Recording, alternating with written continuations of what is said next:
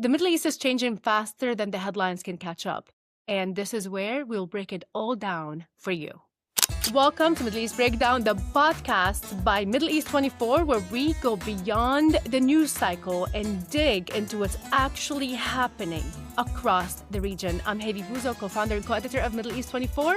I'm Dan Feferman. I get the pleasure of being your co-founder and co-editor here, along with an excellent team of journalists and researchers and minds across the Middle East and North Africa. And together we built Middle East 24 to give you the unfiltered, unapologetic, and intellectually honest analysis that this region demands and that unfortunately you're not going to get on Western media these days. Before we get into today's episode, if you're not already following us, please do find us on X, Instagram, Facebook, and YouTube. Please follow us and subscribe to us on YouTube, where we get you all the exclusive videos, podcasts, documentaries. We're giving you the voices that you're just not getting in traditional news or social media. So check us out on YouTube. It'll really help us out. Hit that subscribe button. Stop what you're doing right now. Go to YouTube, press subscribe. Doesn't cost anything. And if you're interested in in-depth analysis and articles, check out our new platform, MideastJournal.org, MideastJournal.org, where you can read top analysis and insights and op-eds from top contributors and voices from around the region. And now to today's episode. We are covering one of the most timely, consequential, hottest geopolitical stories unfolding at the moment. That's right, we are taking you straight to the Gulf. Do you call it the Iranian Gulf? Do you call it the Arab Gulf? I guess it depends on which side of the Gulf you're sitting on. And the war that's taking place, the possible return to escalations as we record this on May 4th, 2026. We possibly heading back to an American-Israeli/Iranian escalation over the Gulf? Everything that's happening with the Hormuz Straits. Are we seeing the unraveling of the Islamic Republic state, regional power, all this? There's so much to break down, Hayvi. And so we brought a guest who's got tons of experience on this issue, one with academic depth, a top contributor on regional news platforms, a serious analyst who happens to also live in the region, in the Gulf countries, in Bahrain, and who knows more about this issue than many people around the world today. Who's joining us, Hayvi? So obviously me and you, Dan, who've been wanting to get Ahmed on for a very long time. So I want to welcome him to our audience. Joining us is Dr. Ahmed Khuzai, a Bahraini-based political consultant, professor of international relations, managing partner of Khuzai Associates LLC in Washington, D.C. He's also an expert with the Evan Foundation and a leading analyst on Gulf affairs and the Abraham Accords. He is widely published. He has columnists across different platforms on Middle Eastern affairs, primarily in Arabic, but you can also catch his work in English on our own platform, Mideast Journal. So if you're not haven't checked out Mideast Journal, go ahead and check us out on Mideast Journal right now. Dr. Khuzai is the author of the most well-known Field Guide to Modern Bahraini Political History and a new book on Iran-Bahraini relations. Really interesting stuff. Welcome to Middle East Breakdown. Welcome, Ahmed. So good to have you.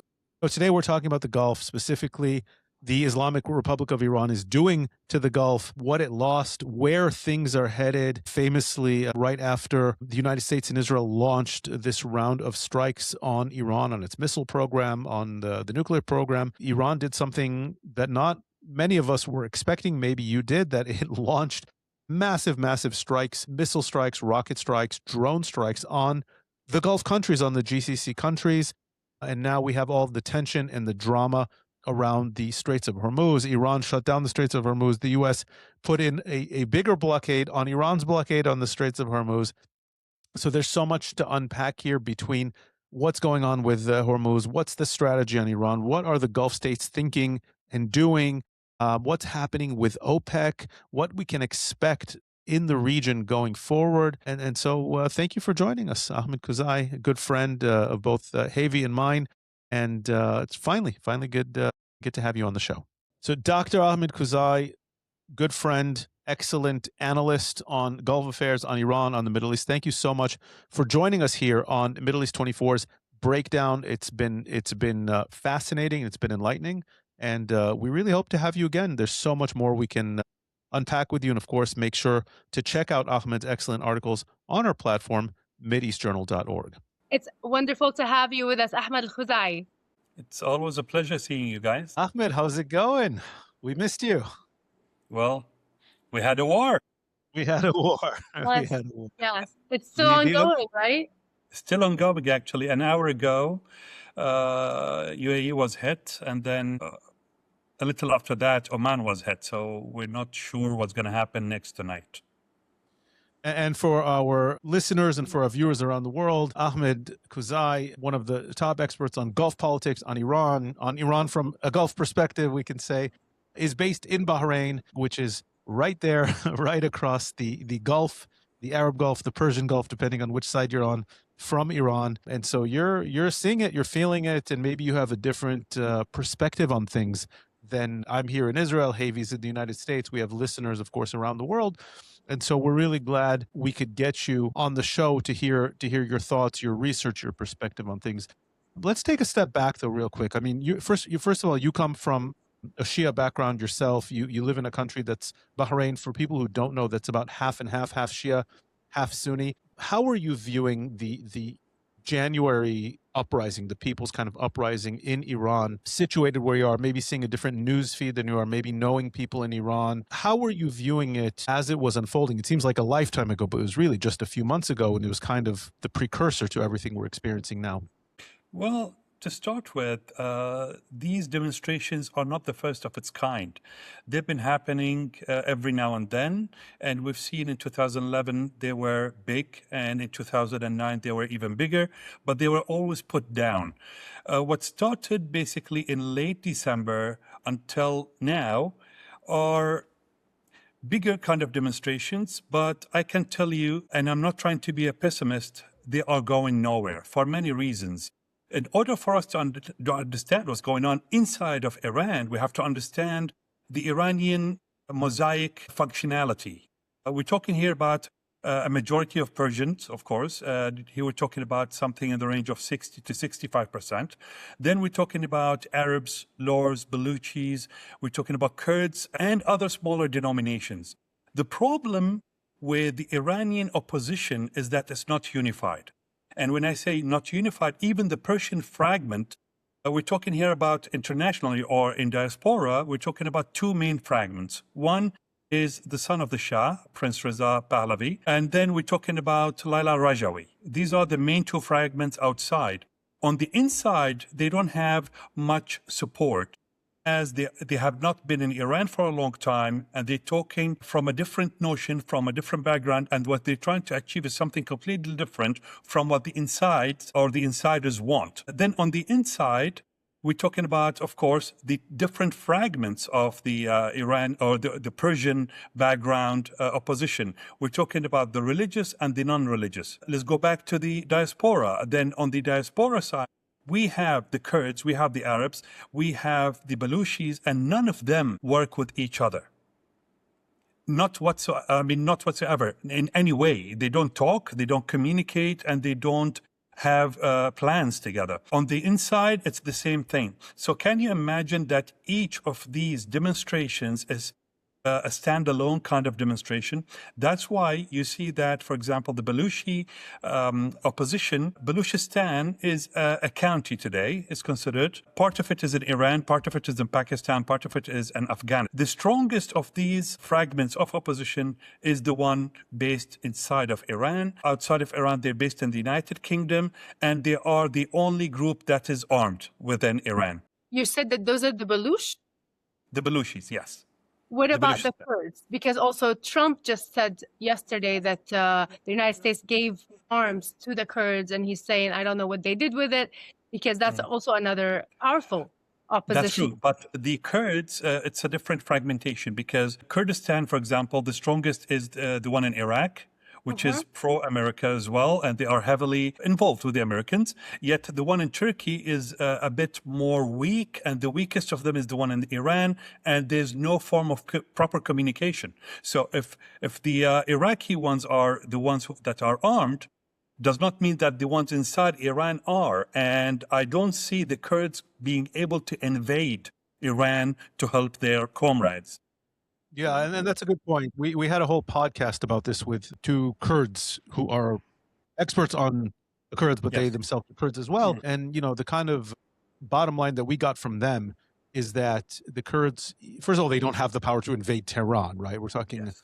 5,000-10,000 armed fighters, as capable as they might be, but their focus was they're going to at least kind of maybe secure off the Kurdish area, make sure that the Kurds are protected. And you have to kind of feel for them, because in the past, too many times there have been promises for Kurdish autonomy, Kurdish independence, and then they get screwed over. Saddam Hussein famously massacred them, gassed them with mustard gas in the 90s after American promises. And so, I'm not certainly putting any hopes on the Kurds doing anything active for Iran as a whole, nor do I expect them to. But the No. Baluch, I'm kind of curious about the Baluch, because the Baluch are also, they're Sunni. They're obviously their own ethnicity. They are supported by Pakistan, which is interesting because Pakistan was just involved in being the mediator. Now, Iran, the regime said that they don't want Pakistan to be as involved anymore. This is something we covered. So what's going on there? Because you brought it up. So it's kind of, let's try to unpack the Baluch. So when it comes to the Baluchis, they are one of the kindest people I've ever met in my life, actually. They are kind, they are educated, and they have one plan. They don't want to harm anybody else along the way.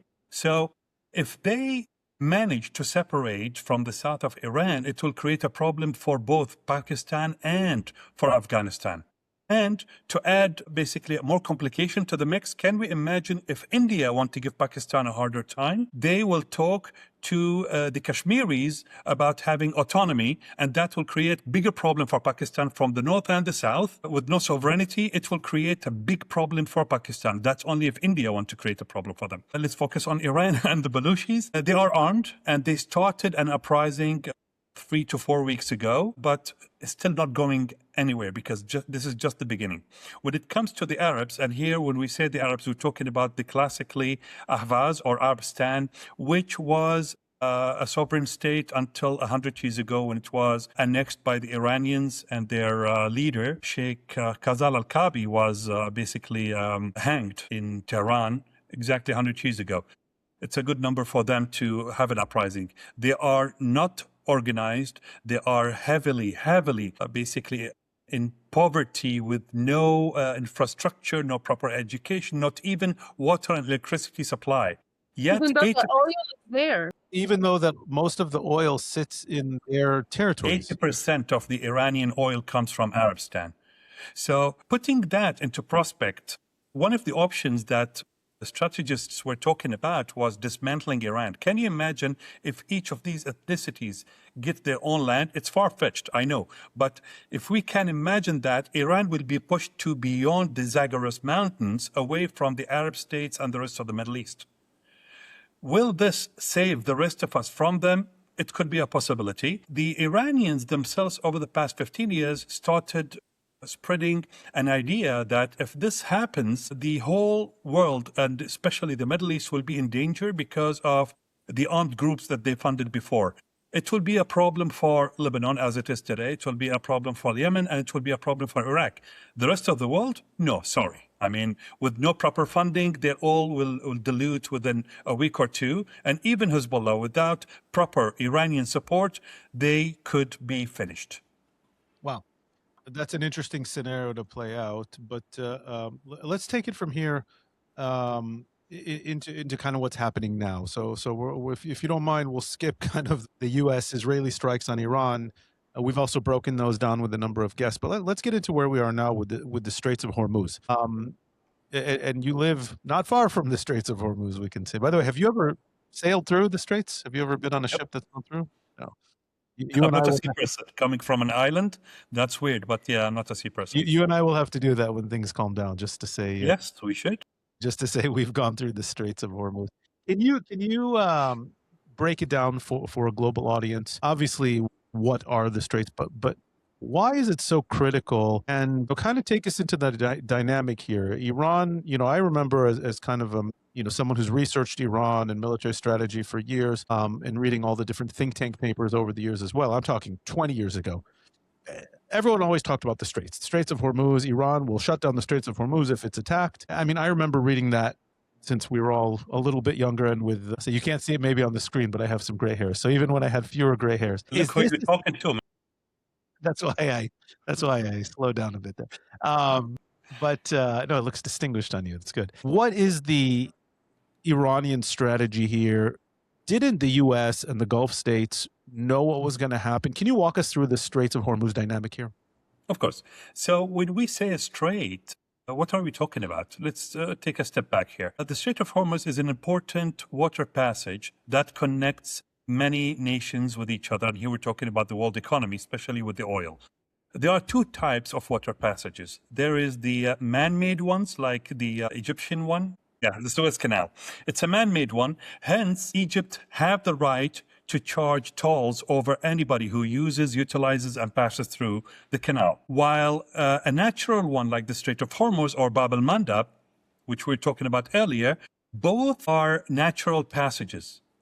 Hence, as per the International Water Law, I think it's called that, or Water Act, nobody has the right to control it, and nobody has an upper hand over it, and nobody can charge anything for it. Iran came after all these years, and by the way, Iran is one of those countries alongside the United States who did not sign that agreement. But it does not mean, as per the international law, that it's not abided by it. That's an important thing, especially that throughout the years, they agreed to these laws, and now all of a sudden they are breaking them, which makes them outlaws. Now, the significance dates even way back through the days when the Portuguese came to the region, through the days when the British colonial system was founded on the Strait of Hormuz. They controlled the whole region, especially we're talking about the Gulf, both sides. Upper side, we're talking about Iraq, through to India, and back then it was Hindustan. The classic India was India and Pakistan together, so all of Hindustan.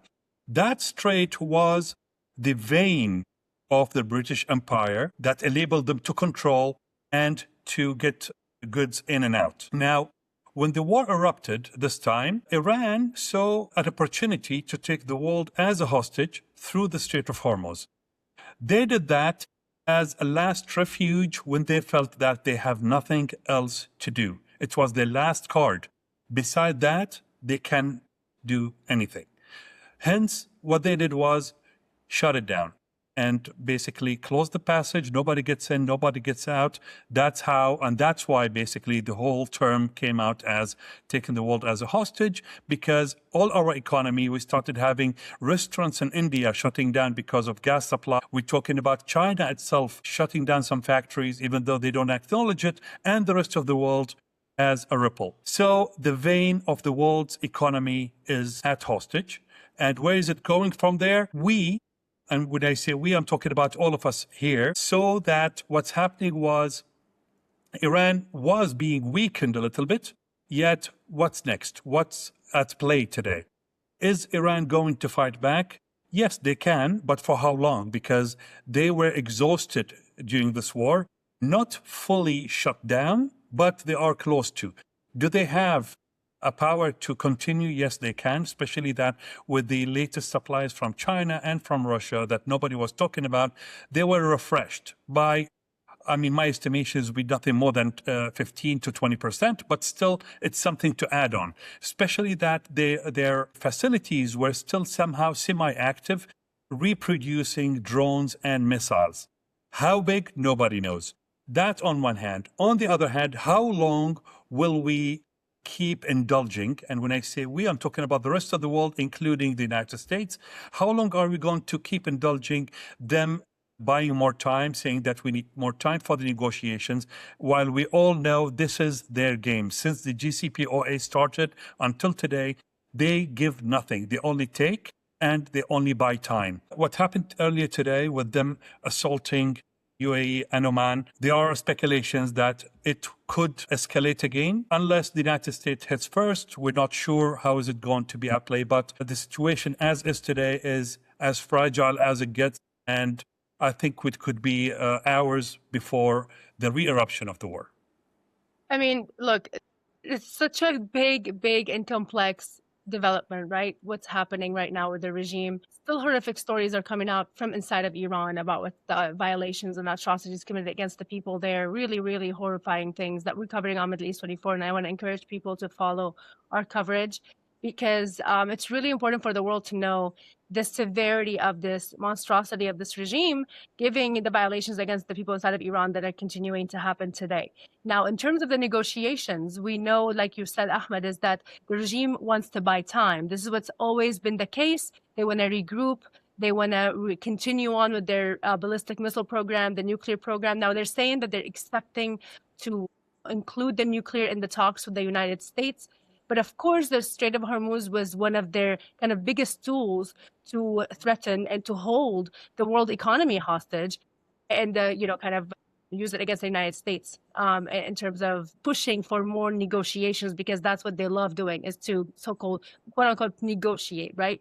But now we know that the U.S. started this new operation called Operation Freedom to make sure that the Strait of Hormuz is no longer in the hands of the regime to continue holding the kind of the world economy hostage, per se, here. But at the same time, what does that mean? Does that mean that the negotiations with the regime will continue while they are continuing to fire missiles, attack different countries, like today, what happened with the UAE, still trying to threaten? So there's this kind of confrontation. I mean, it's a complex question because we also know that the president now has another reason why this operation will continue, because as you know, the U.S. Kind of system requires the president to ask the Congress for authorization after 3 months of the operations, and this deadline is now. So now we have this Operation Freedom, which is really important because we know how important the Strait of Hormuz is.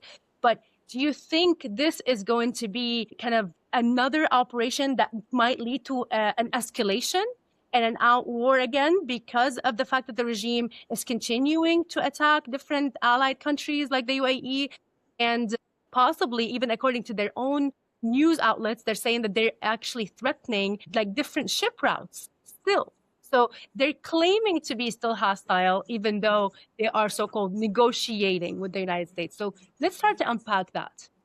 We were talking earlier before the show about why did they hit UAE and Oman today at a small scale somehow.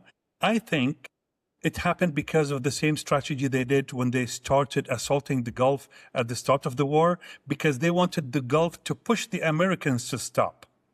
And they're doing this today, which means they are still scared, they are still feel undermined, and they want others to play for them. And with these two attacks, I don't think the Gulf would do that, especially after everything that happened. We did came a long way. And we have proven to the world that Iran is strong, but it's not that strong. We still exist, we're still here, we're still living compared to how life in Iran is. I'm not saying they use their full throttle. They still have other stock in their arsenal groups, but I don't think the Gulf accepts to be taken as hostage. That's the second point. And the third point, how the United States will react. I think the answer came to us even before asking the question, a few days back, when more carriers, more weaponry, as well as more soldiers are being shipped. So all of that has play. I think we're going forward. It could be another re-eruption of the war. I want to ask you something. First of all, you said something really important earlier, and that the three of us know, people in the Middle East full understand, but increasingly in the West, right? And the three of us are very, also in tune with Western media. Iran has managed to push a line that it came to the table, it's willing to negotiate, it agreed to the JCPOA, and America, at best, America is the bully. At worst, you see a lot of people pushing this. Well, the Israel, the Jews, right? Israel, Netanyahu, the scheming Netanyahu pulled Trump into a war for Israel's sake. But you said something very important that people really need to understand is Iran has never, a modern Iran, of course, I'm talking about the Islamic Republic, has never actually been willing to give up any meaningful part of its nuclear program, even the JCPOA. And I remember I was a policy advisor when this was unfolding at the time. Iran never gave up on the nuclear program. Iran agreed to delay the nuclear program by a decade, by 15 years. We're talking about the sunset clauses. And this was somehow pushed by the Obama administration. And then unfortunately by a lot of people in the West as Iran agreed see, Iran's not dangerous. Iran's willing to make concessions. Look, Iran's now willing to come to the table, and it's the U.S., it's Israel, it's the U.S. and Israel backed by the Gulf states that is being unreasonable. And so do you think there's any kind of way, and you actually published an excellent article on our platform, Mideast Journal, saying that, the nuclear program is a part of their identity. Do you see any scenario in which this regime meaningfully gives up nuclear enrichment that can lead to a nuclear weapon, or is this a make or break situation from them? Meaning, said otherwise, is there any kind of potential or future for negotiations with this regime on the nuclear file? Or is it, as you said, they're just dragging out time because that's what they do? The short answer is no. The long answer is there is no negotiation with this regime. We go back to the JCPOA. On everything that was agreed on, the JCPOA, nothing, and I say nothing, not a single point they have basically adhered to and done anything in that regard, even the things they agreed to. The 10 points plan, the second 10 points plan, the third 10 points plan, and now the 14 points plan by Iran is just bull. They want the rest of the world to do whatever Iran wants, but in return, they want to give nothing in return. They don't want to stop the executions of their own people. They don't want to stop assaulting the region. They don't want to stop supporting their proxies. They don't want to stop funding the terrorists around the region and around the world, as well as they don't want to sit and talk. They are very good at propaganda. I have to give them that. I mean, the way they manipulate, the way they twist, the way they change, actually, you can't even keep up with them. In the morning, different statements. One basically fully agrees with the West. Another one by another, let's say, official, anti-West. And the third one is something in between. You go to the afternoon, they swap. And they go by night and they swap again. It's like you can't keep up. And next morning, if you come and ask me, what did the foreign minister say? I was like, I have no clue. I forgot. It's been only 2 days and he already issued 15 statements. Each one contradicts with the other. While, exactly. I mean, it's a mindset. That's how propaganda basically and manipulation happens. They're massive. During the first week of the war, they were bombarding us with their missiles while the president was giving a speech saying that we are friends with the Gulf and we apologize for what happens. Like, what? You're still bombing us, you know? And it's really interesting, right? Because you just were talking about how the posture is right now that no, Gulf countries are not going to ask the United States to stop, the kind of the confrontation with the regime because it's trying to blackmail the Gulf countries into submission, basically by attacking them, even though they're not really involved. We see that the same strategy is continuing. The Islamic Republic regime continues to attack Gulf countries. And like you mentioned today, I mean, the most attacked country has been the United Arab Emirates. Yes. This is one question. Why is it continuing to attack the United Arab Emirates? A lot of people are saying it's because it's providing this very positive example, which represents the exact opposite of what the regime in Iran represents, right, for the future of this region. But also Oman, that was really interesting because Oman has been a closer country to the Islamic Republic regime. Oman and Qatar, it's kind of surprising. Why are they the main negotiators for them, the main kind of neutral country? They were, right? They were part of the negotiations. But they failed in achieving their strategy, yet they're continuing to attack Gulf countries. Why do you think this is the case? And what about Oman? Why attack Oman?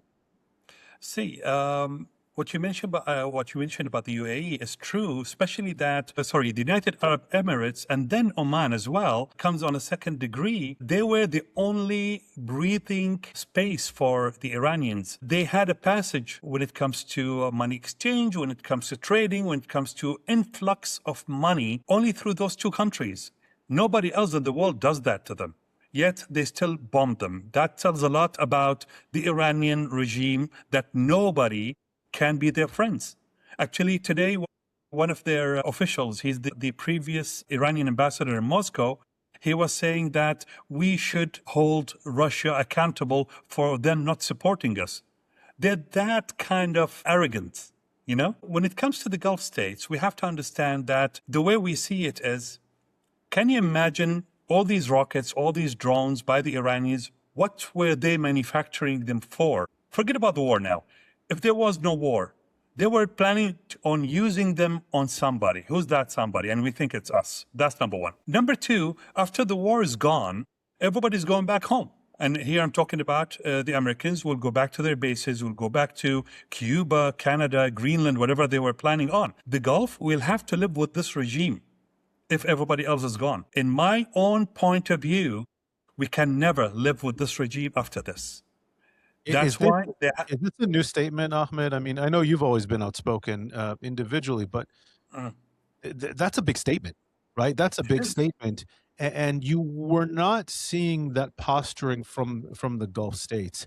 So I mean, if you can expand on this, if you could, because I think this is a really, really big issue here. I mean, what was Iran trying to achieve by attacking the Gulf states, including its friends, right? You guys mentioned Qatar and Oman, who were their friends or the neutral countries, so to speak.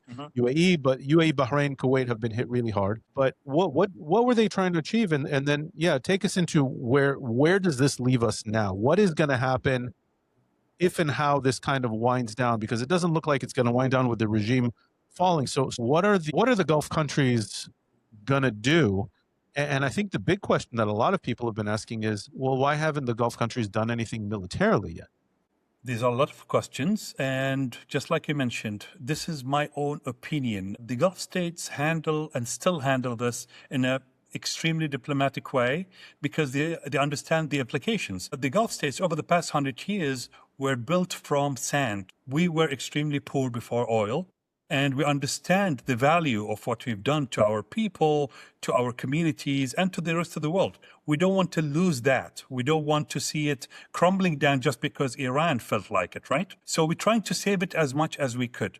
That is the first point. The second point is our capabilities. The majority of our capabilities as peaceful countries are defensive systems. With defensive systems, and you know about military more than I do, it's not that easy to change stance from defense to offense without building your military from bottom up in that way. The third would be, I think the Gulf are taking their time, just like the United States today, trying to build a case to see if there is anything diplomatic could be pushed. But if everybody is basically left with no other choice, I don't think we will be able to avoid it. And if you remember, during the first 2 weeks of the war, Saudi and United Arab Emirates and other countries in the Gulf stated that we are ready, but we don't want to take that option yet. We still have a breathing space that enable us to seek something diplomatic or peaceful. The third one, which is basically what we have to understand, is how the Iranian regime thinks or basically views the others. Yes, we're Arabs. They look down at us. They call us the Bedouins. Even Saudi Arabia, they don't call us Saudi Arabia because that's how much they hate the Saudis. They call it Arabstan. That much, right? Let's get into how they think and how they view others. Fine, we're Arabs. They don't like us. Keep that aside.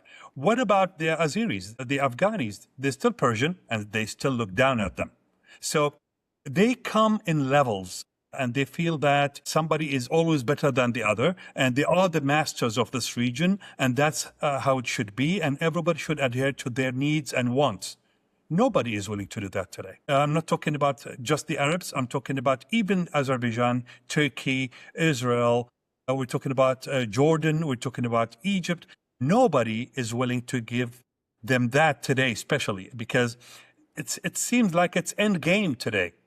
They did not spare anything. Who in their right mind attacks 13 countries on the same day? They're asking for it. I know, like they're making sure that the entire region is against them. Basically, that's like, and you don't even like rationally and logically speaking, why would they do that? But they're so good at making enemies and they are continuing to do so, except that the West, unfortunately, on a people's level, are just so unaware of the animosity of the people and governments of the whole Middle East, basically region, and most North Africa, of course, towards this regime because of their hostilities and what they have done to this region for the last few decades. If you were to watch Western media, you wouldn't understand any of this. And you think at best this is, he started it, she said, he said, she said. It's not clear what the region thinks. They put on Iran apologists on mainstream media. I saw a report, a poll came out that more Americans were also getting their news on the Iran war from Al Jazeera than they were from even CNN or Fox News. I mean, this is the state where we're at. Before we go to the next question, I just want to tell you guys something cool. Do you guys know where the word Hormuz comes from? I looked it up while we were talking about the Hormuz. Tell me. I actually don't. There was a man named, his last name was Hormuz. Almost. So the old the main god of the Zoroastrians, which is the main religion in ancient Iran, was Ahura Mazda, and Hormuz is a kind of a deviation from Ahura Mazda to Hormazd, or Ahura Mazd into Hormuz. So that's where the name comes from. The main kind of god of the Zoroastrian pantheon. Actually, in Arabic, with the tribes, especially with the side of Emirates, it's the last name of a tribal man who was a commander. And that's where the name comes from. But we're fighting even on the name here. But no, the regime, like now here's this, they'll probably try to change the name to something that resonates Yes, with that's related to them. Exactly. Evolution. The Strait of Khomeini. My youngest son showed me a laughable meme. It's called the Strait of Hormuz. Actually, that's more delicious. Yeah. The best one I saw was there was a comedian going around New York saying, "We keep talking about the Straits of Hormuz. What about the gays of Hormuz?" Okay. Sorry, back to serious things. Yeah, and look, I mean, it's good to make some humor out of this really insane time that we're witnessing for the Middle East. And it's a very historic time because so much is changing. One of the most actually kind of interesting stories that came out this week is that the United Arab Emirates decided to leave OPEC plus. And this is a big story because, you know, it's obviously, it's historic. The United Arab Emirates is one of the kind of largest producers of oil in the world. And this is a decision that's going to have its impact, of course, on OPEC, on the oil industry. But I would love to hear your thoughts about this. Was the decision a purely economic calculation? Is it a dispute over production quotas?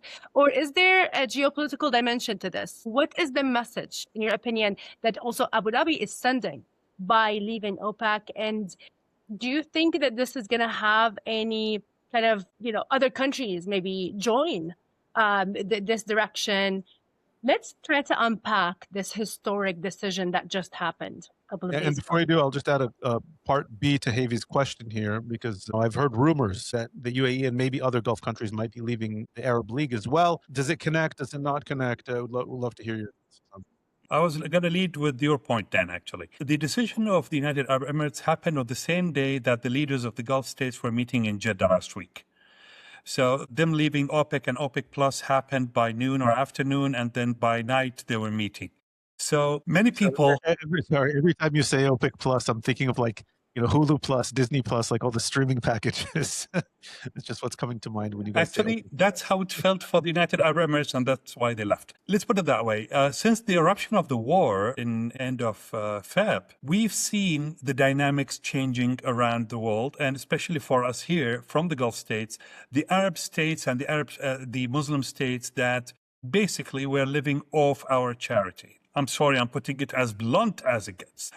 If these countries, these nations that we considered as friends, as a backbone, as people who will stand by our side, all of a sudden became pro-Iran, or they were basically showing that they were on the fence. That gave us a new conclusion, is that why are we funding, and when I say we, I'm talking about the Gulf states, why are we funding all these organizations, starting with the Arab League and so forth with the others?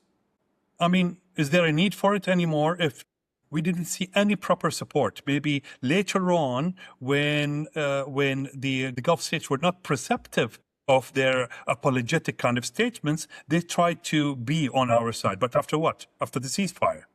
So what Emirates did is somehow translating what the rest of the Gulf states were thinking. They just took a step ahead. Others tried to make it as a payback to other Gulf nations that they had issues with each other. I don't see it that way. You don't see Exactly.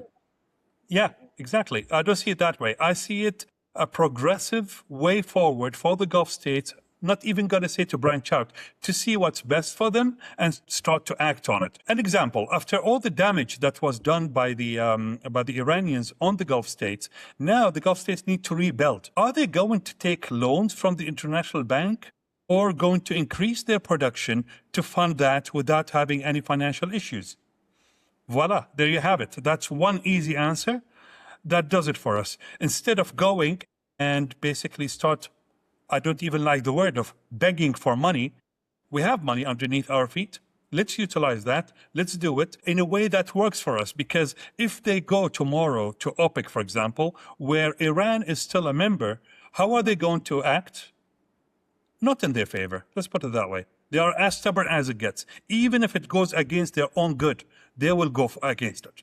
So the Emirates decided that, while the other Gulf states are considering this, as you said, as well as leaving the Arab League.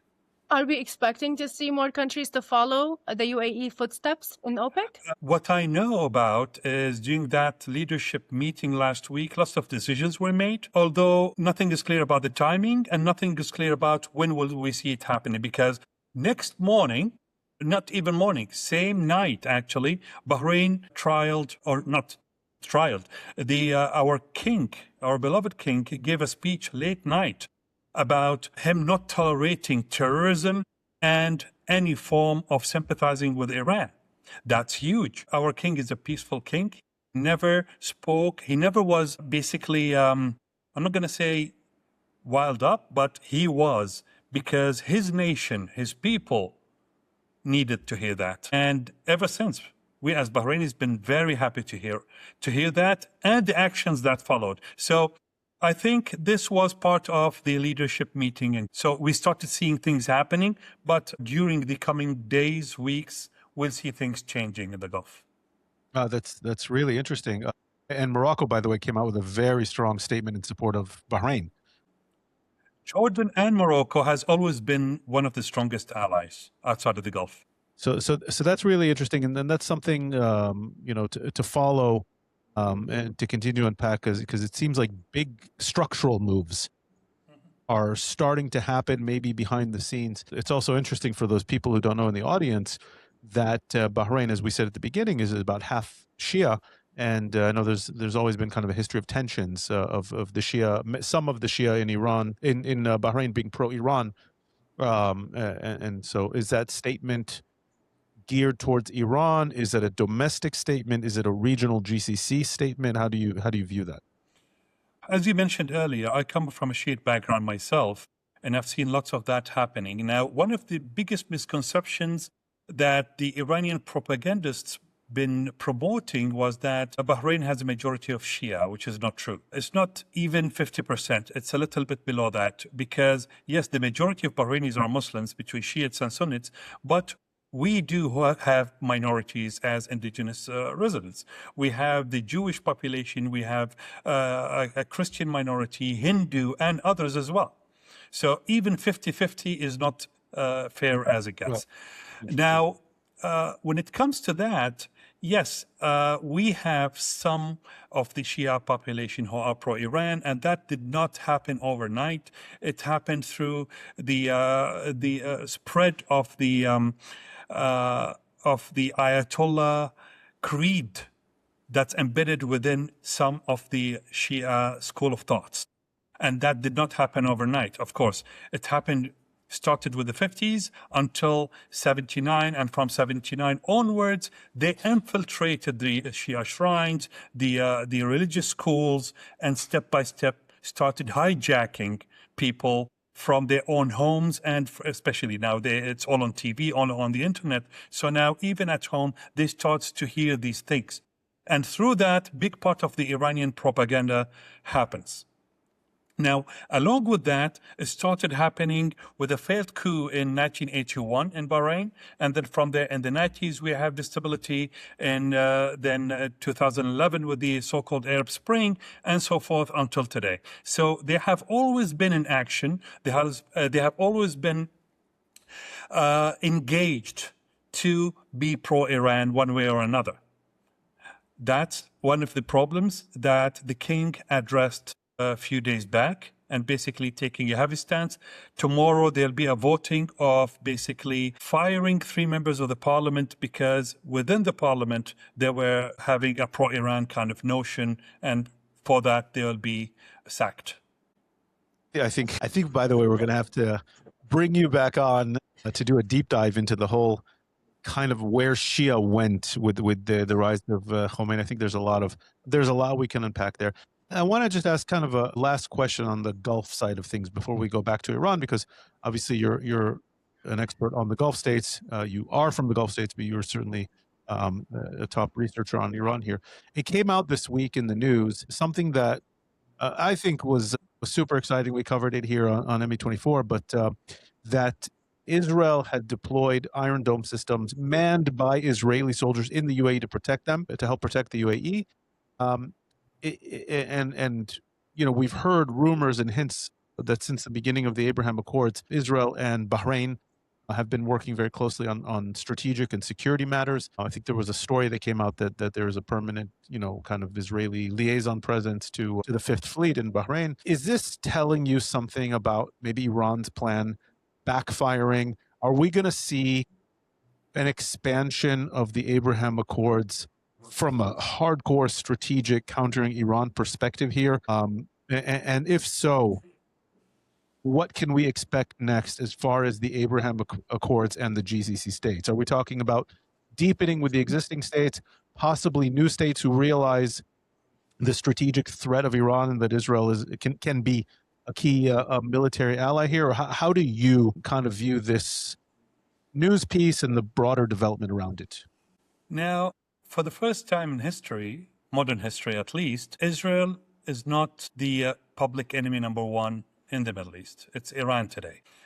Because of what Iran did during the war, that started changing. Now, with this, is that going to be forever, or is that going to change back? I'm not sure. Every player here has it in their own hands, basically, to utilize it or not.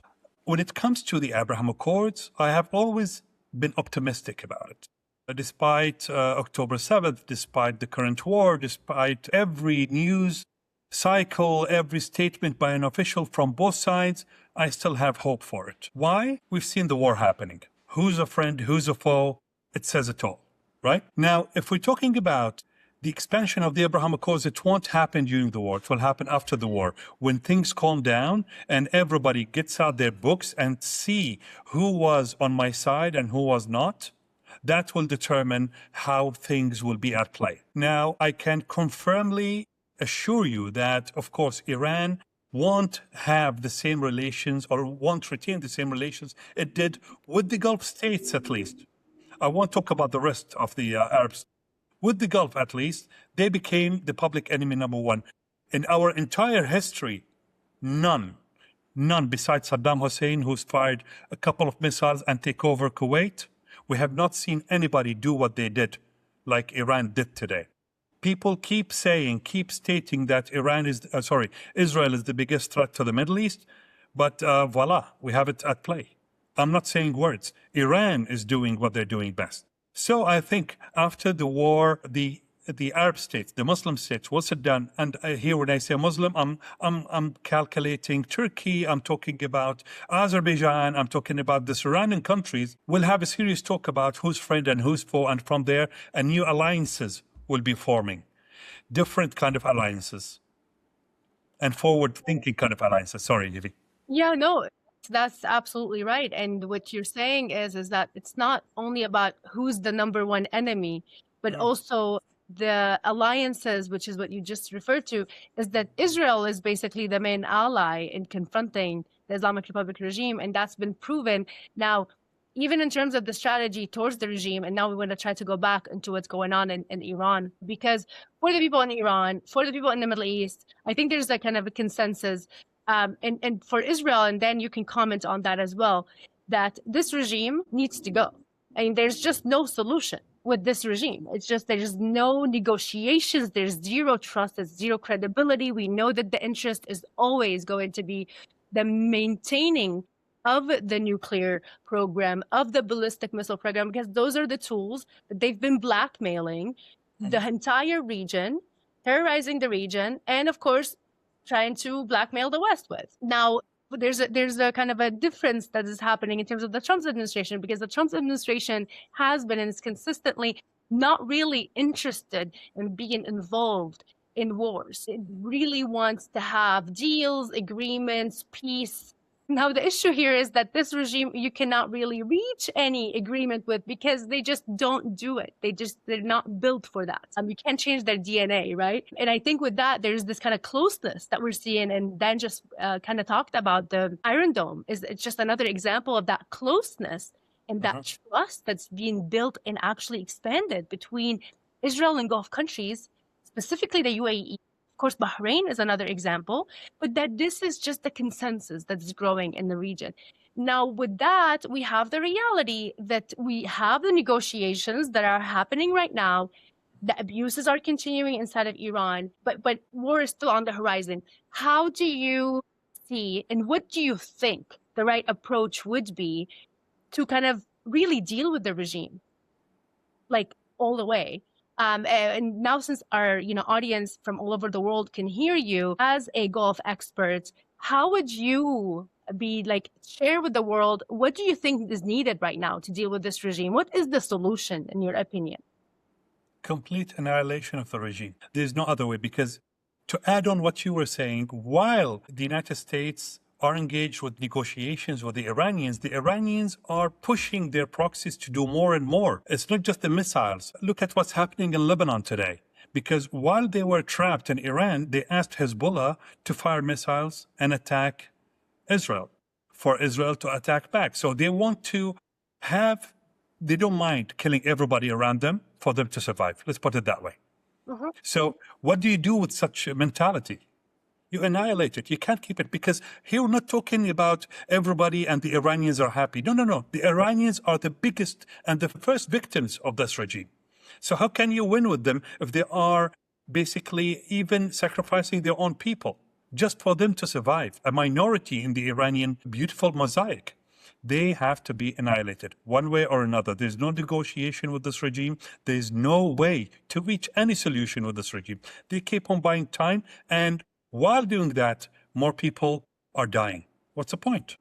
I mean, we echo that here. And the question is how much is what you're saying starting now to reflect thinking in the Gulf states? It was something that I was thinking about earlier from the previous conversation here, though, and it connects kind of both of these questions, is we saw after, we'll call it the 2-year October 7th war, right? That encapsulated obviously Hamas.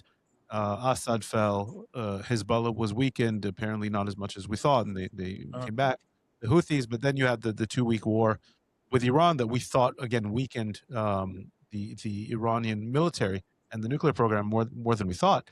But then something curious happened that we addressed in depth here on this show, is that we were expecting in the U.S. and in Israel and other parts for Saudi Arabia to say, okay, Iran's weak, Israel has proved that itself against these allies, and now Saudi Arabia can join the accords. And then Saudi Arabia did something else, though, in that it joined the kind of Turkish-Qatari alliance that was, maybe more the Sunni Islamist alliance in the region. And so are we going to see more of that? Or did the Iranian attacks on all of the Gulf states kind of remind the Saudis, you know what, maybe we do need to kind of shift back to the Abraham Accords here?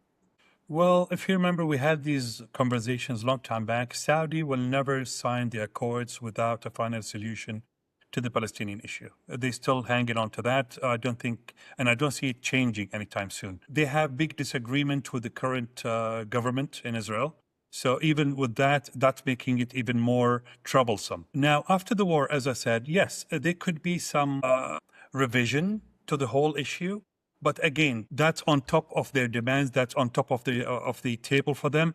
Whatever comes after will be something they could negotiate. As for the Saudis, but as for the whole Gulf, as for the whole region, if you remember the paper we published last week, it was talking about a window of opportunity that should be seized by all sides and not just one side. Yes, maybe the Gulf now see that maybe the Israelis are not so bad, but as well, they need to see a move from the Israelis toward them, just like the Israelis want to see a move by the Gulf states towards them. Flex kind of thing, yet everybody has to move at the same time in order for things to happen.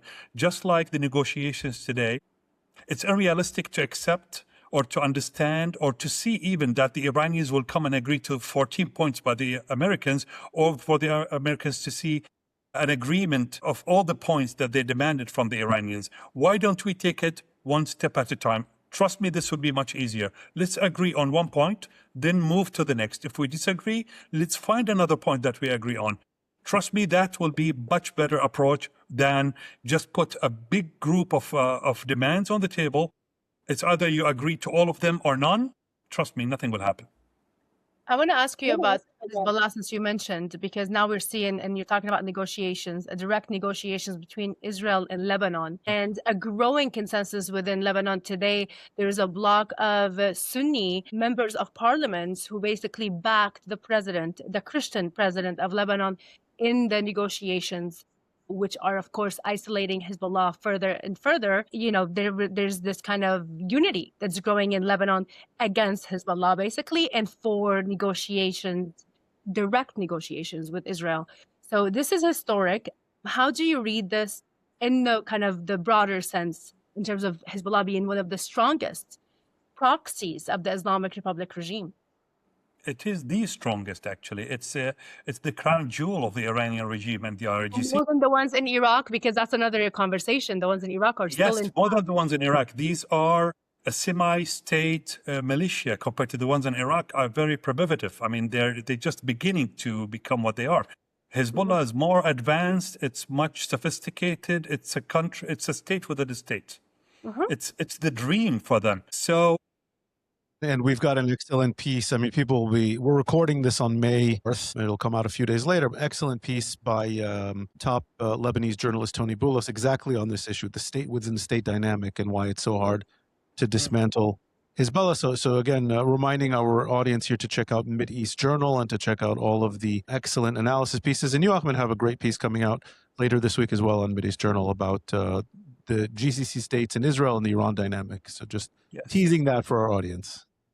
Amazing. That being said, about the state within a state, we have to acknowledge what you just mentioned, which is the consensus, the Lebanese consensus. For the first time in 30 years, in 25 years, in Lebanon, you see people standing out for what they believe in. They want to live in peace. Enough is enough.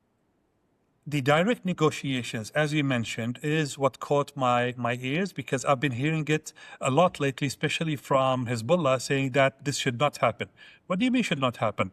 Lebanon is a sovereign state. They can call the shots for their own self. Nobody has the right to tell them what to do and what's not to do. So when you talk about direct negotiations in definition, it's something between two parties that want to reach an agreement. And here we're talking about two parties that want to have peace.